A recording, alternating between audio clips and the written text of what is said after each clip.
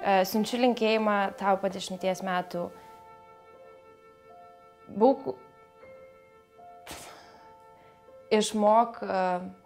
Išmok mėgautis akimirkomis. Išmok mėgautis ateinančiais iššūkiais ir blogomis dienomis. Nes tik iš klaidų mes pasimokom.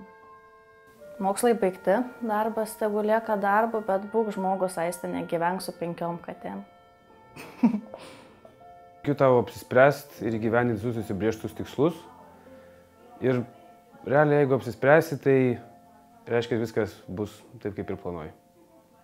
Linkiu, kad po 10 metų atsigręžęs atgal, būtų galima džiaugtis nueitų keliu ir šalia vis dar būtų tie patys mieli žmonės sutikti čia.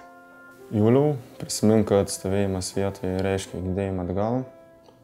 Niekad nepamiršk tų žmonių, kurie tau padėjo ir stenkis dėl jų.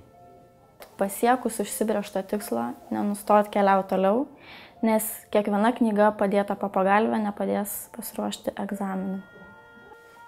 Jau, greičiausiai niekada nėra per vėlų pradėti daryti tai, ką tu iš tikrųjų nori daryti. Užsimk savo malonę veiklą dabar. Linkiu niekada nepasiduoti, visada siekti užsibrėžtų tikslų ir niekada nenustoti tobulėti. Visada atsimink Mikės Pūkuotuko išmintį.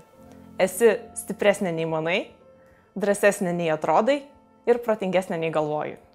Jeigu tu nebūsi sėkminga, netapsi sėkminga, tai turėsi pasiaiškinti kodėl, nes viskas priklauso tik nuo tavęs.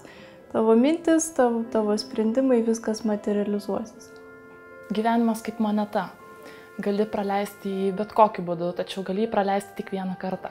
Linkiu, kad ir po 10 metų galėtum didžiuotis savo darbais.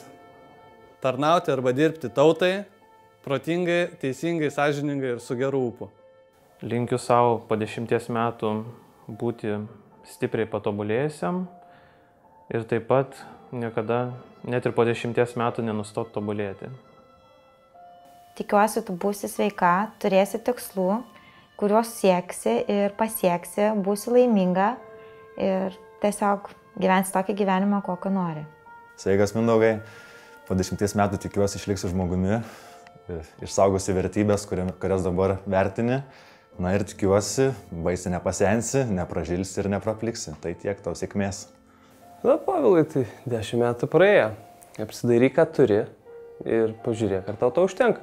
Jei ne, imkis veiksmų. Tiek. Nebijok mesti geros galimybės tam, kad galėtum gauti puikią. Tikiuosi išlaikai geras savybės. Kai neturi ką protingo pasakyti, geriau patylėti.